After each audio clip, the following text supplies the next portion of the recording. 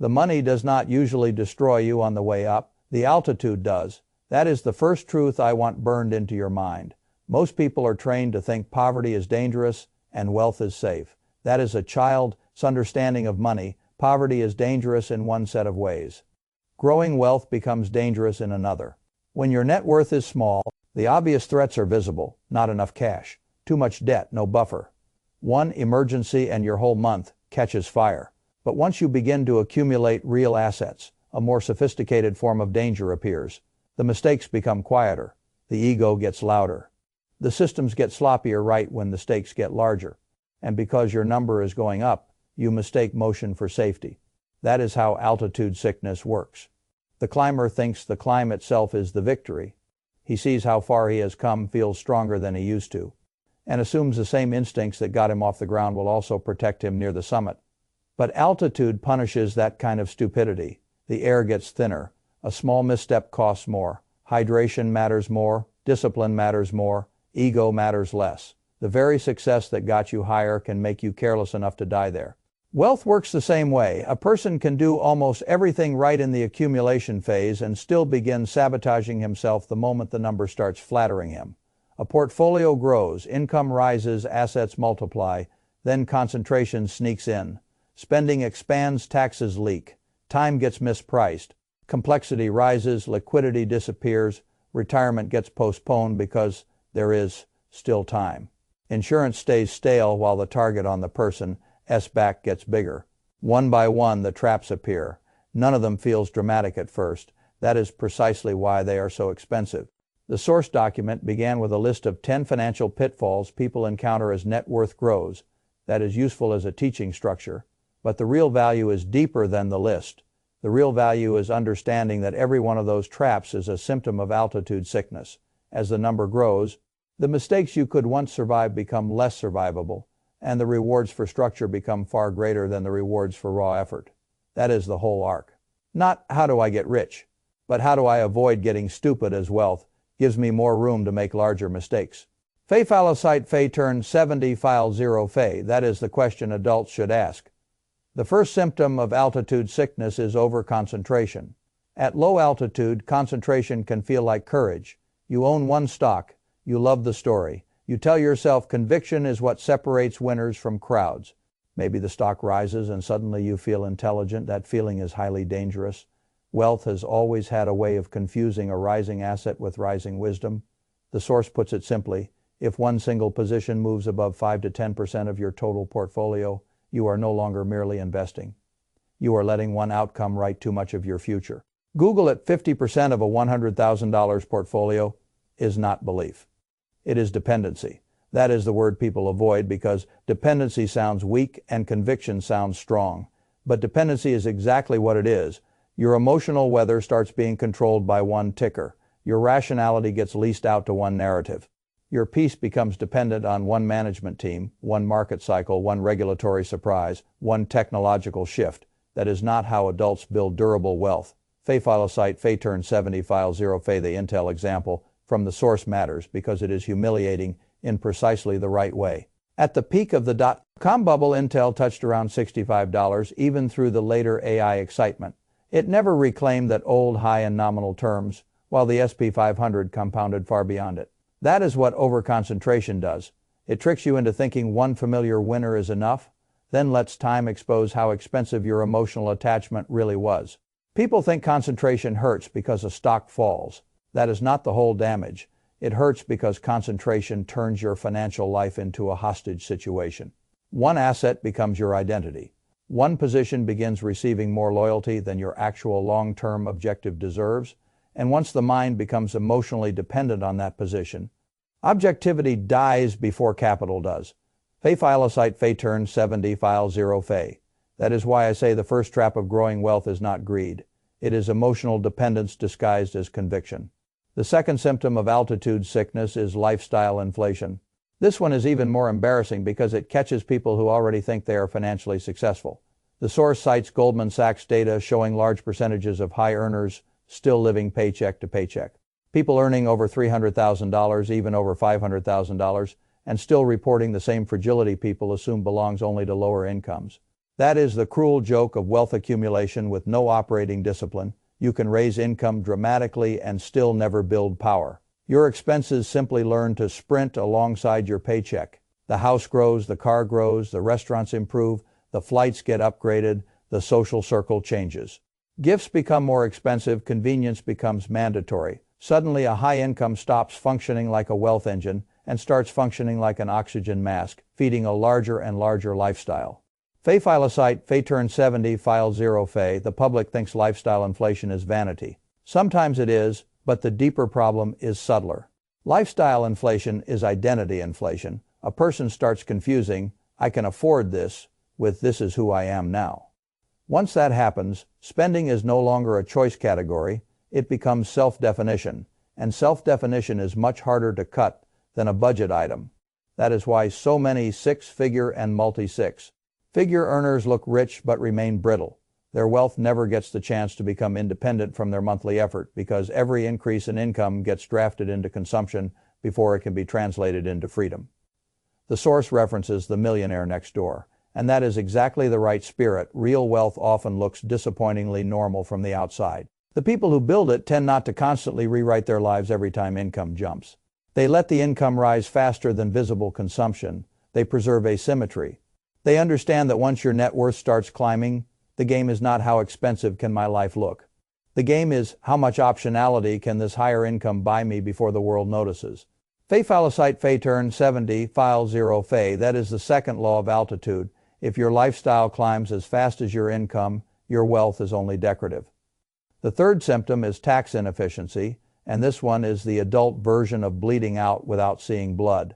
Taxes are usually the largest expense in a successful person's life, larger than the car, larger than most housing deltas, larger than the visible luxuries people love moralizing about. But because taxes are institutional and abstract, people surrender to them mentally in a way they would never surrender to a contractor, landlord, or broker openly overcharging them. The source gets very practical here, not using tax loss harvesting, holding investments in the wrong accounts, triggering short-term gains without understanding the bill, putting dividend-heavy assets in taxable accounts where they create annual tax drag, failing to maximize tax, advantage structures like 401ks, IRAs, HSAs. None of this is glamorous. Good wealth rarely leaks through glamorous holes. It leaks through repetitive, uninspected frictions. Fay Filicite, Fay turn 70, file 0 Fay. The real danger of tax inefficiency is not that you pay taxes. Adults pay taxes. The danger is that you pay unnecessary taxes because your wealth outgrew your attention span. You got busier, the accounts multiplied, the positions got larger. The old casual habits kept running, and now the government is silently taking a bigger slice than it had to because you never built a deliberate tax architecture around growing capital. That is altitude sickness again. At lower levels, inefficiency is smaller. At higher levels, the same sloppiness becomes a permanent drag on compounding. I have always believed that discipline in money means respecting invisible leaks more than visible drama. Taxes are one of the biggest invisible leaks there is. The mature question is never, how do I pay nothing? The mature question is, how do I stop paying what I do not actually owe? That is a completely different posture. The fourth symptom is laziness around refinancing and repricing debt. The source gives a straightforward mortgage example. A $400,000 mortgage on a $500,000 house, moving from 7% down to 6%, can reduce monthly payments by around $263, with refinancing costs maybe in the $8,000 to $12,000 range, and a break. Even in roughly 38 months, the numbers matter less than the pattern. People lock in debt during ugly rate windows, then fail to revisit it when conditions change because refinancing feels administratively annoying. That is absurd behavior for adults carrying six-figure obligations. A single point on a large liability is not a detail. It is a cash flow engine, either for you or against you. Fay Filicite, Fay turn 70, file 0 Fay. This is another form of altitude sickness because growing wealth often creates a false sense that these frictions no longer matter. It's only a couple $100 a month. That phrase has made a lot of rich-looking people poor in slow motion. A couple $100 a month is not just current cash flow. It is redeployable capital, tax-adjusted flexibility, extra principal payments elsewhere, More runway, more optionality. Wealth gets built or preserved by adults who continue to do the boring math even when the absolute amount feels small, relative to the whole. Wealth gets eroded by adults who become too emotionally wealthy to bend down and pick up the equivalent of thousands of dollars a year because the task feels mundane. That is what real altitude does. It makes small efficiencies look unworthy of attention. Then years later, you discover you were stepping over bricks of cash because they were not gold bars. The fifth symptom is overworking after wealth has already begun to work for you. This one may be the strangest trap because society praises it. The source makes the point well. As net worth rises, the value of your time can begin to outgrow the value of your direct labor. Yet many people remain trapped in work patterns appropriate to an earlier stage of life. The example of $5 million compounding at 5%, producing around $250,000 annually, roughly $684 a day, is not there to encourage laziness. It is there to force a question too many people never ask. At what point is your portfolio producing more than the extra hour you are sacrificing your life for? At what point has the game shifted from labor maximization to time allocation? Fay Philosite Fay Turn 70 File 0 Fay I do not tell people to stop striving. I tell them to stop mispricing their own life. The person who built wealth by grinding often has the hardest time updating this internal price. Work became identity. Work became safety. Work became virtue. Then capital begins helping. But the nervous system still behaves as if stopping or even reducing would be betrayal. That is how very successful people wake up old, rich, and starved. The source references the common regret before death, that one worked too hard and enjoyed too little. That sentence is not soft. It is the final audit of a person who kept expanding net worth after the marginal utility of another year of overwork had already collapsed. Fay Philosite Fay Turn 70 File 0 Fay Altitude Sickness here means the inability to shift from accumulation mode to stewardship mode. You keep flying the plane like you are still trying to clear the first mountain even after you're already above it. And in doing so, you waste the actual point of getting higher. The sixth symptom is blind confidence after early success. This one is vicious because it often arrives wearing the mask of intelligence.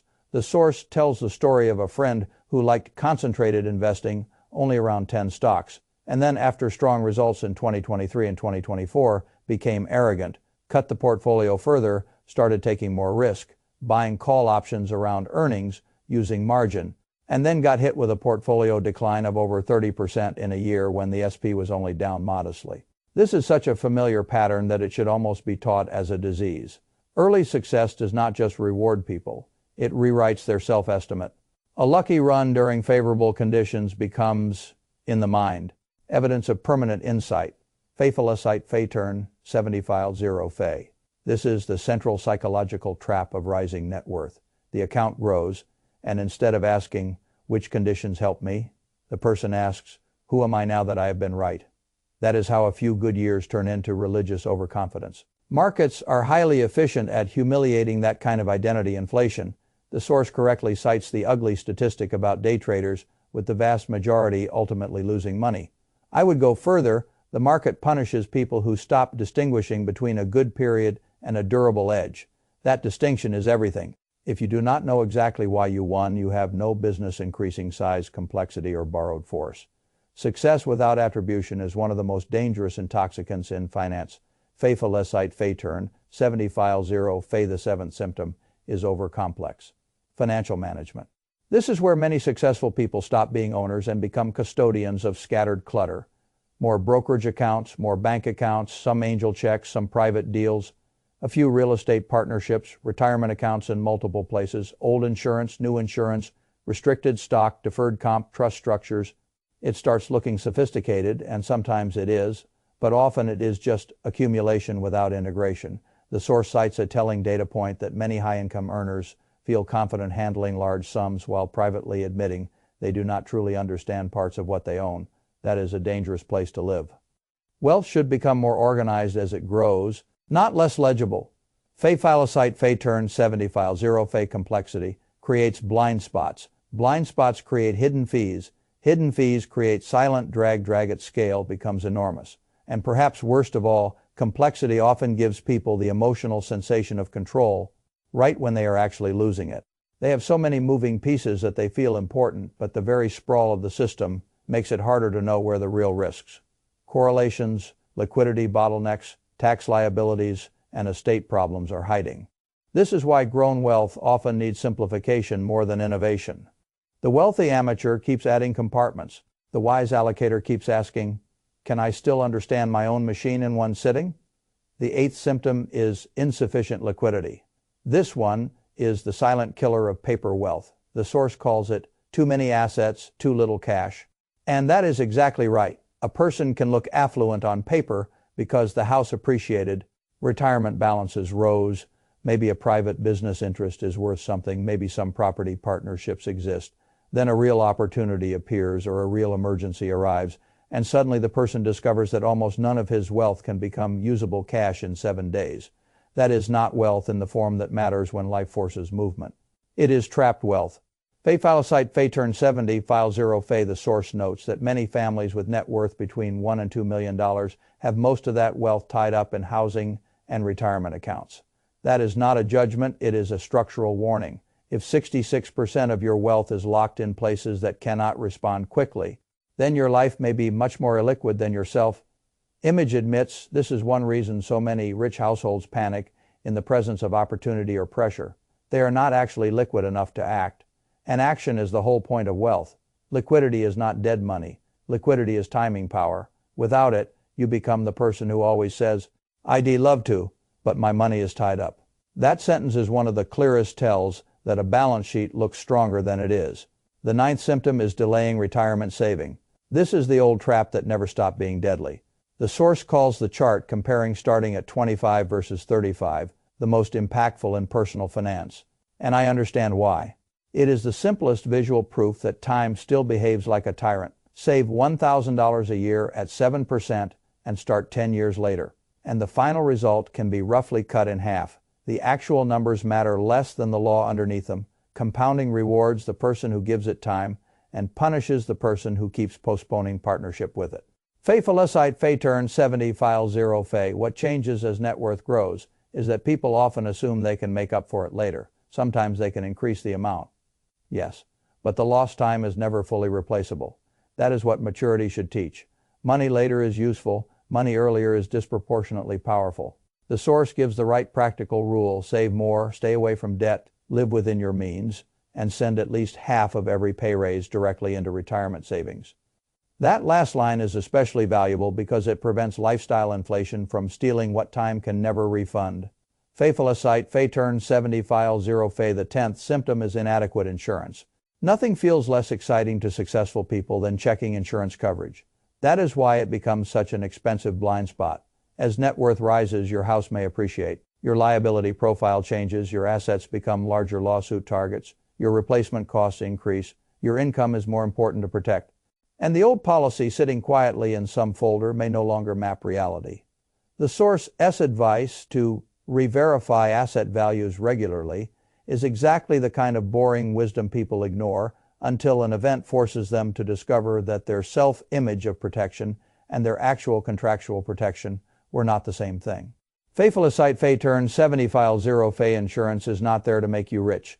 It is there to keep a single event from dragging you backwards so far that all the previous compounding starts working in reverse. That is another way of describing altitude sickness as you go higher. A fall from the same height differential breaks more bones. Now step back and look at what the source is really saying. The traps are not random. They are all versions of one deeper error. You keep using low altitude instincts at higher altitude. At low altitude, concentration feels like conviction. At higher altitude, it becomes fragility. At low altitude, a nicer lifestyle feels like proof of progress. At higher altitude, it becomes a hidden ceiling on freedom. At low altitude, tax sloppiness looks minor. At higher altitude, it becomes a compounding leak. At low altitude, not refinancing feels like administrative laziness. At higher altitude, it becomes decades of surrendered cash flow. At low altitude, overworking looks ambitious. At higher altitude, it becomes time illiteracy. At low altitude, early success feels encouraging. At higher altitude, it can become delusion. At low altitude, complexity looks sophisticated. At higher altitude, it becomes opacity. At low altitude, illiquidity seems harmless. At higher altitude, it becomes paralysis. At low altitude, postponing retirement looks fixable. At higher altitude, it becomes exponentially more expensive. At low altitude, stale insurance feels boring but harmless. At higher altitude, it becomes one bad event away from devastating. That is the pattern. Your wealth grows, your old instincts stay the same. The stakes change, you do not. And that mismatch is where a great deal of midlife, and later, life financial damage is born. So what is the escape path?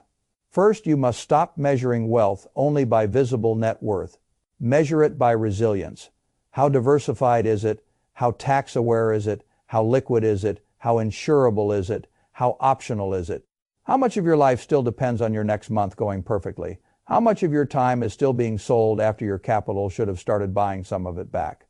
Those are the adult questions. Second, you must build systems that mature as your money matures. Rising net worth should make you simpler, clearer, calmer, and more protected. Not more cluttered, not more arrogant, not more dependent on one good story continuing forever. Third, you must understand that wealth has two phases, the building phase and the preserving with power phase. Many people know how to build, far fewer know how to preserve without freezing, and how to preserve while still retaining offensive optionality. That is why the source is so useful when read correctly. It is not simply a list of traps. It is an instruction to update your financial behavior as altitude changes. What got you off the ground will not always keep you alive in thinner air. That is the whole lesson. And once you understand it, the goal changes. You stop asking, how do I make the number bigger at any cost? You start asking, how do I make sure a bigger number does not make me dumber? That is the right question. The wealthy amateur is always trying to optimize return. The wise allocator is trying to protect decision quality, because decision quality is the hidden engine underneath all the other engines. If your net worth grows while your decision quality deteriorates, the growth is unstable. If your net worth grows while your systems, optionality, discipline, and self-knowledge also grow, then wealth starts becoming what people mistakenly think it is automatically, real power. So here is the final choice. As your net worth rises, will you keep acting like a climber who thinks getting higher is the same thing as getting safer? Or will you learn the harsher truth that the air gets thinner, the mistakes get costlier, and the only way to stay rich is to update your behavior before altitude turns confidence into sickness? That is the whole game. Not just getting up, staying wise enough to breathe once you are there.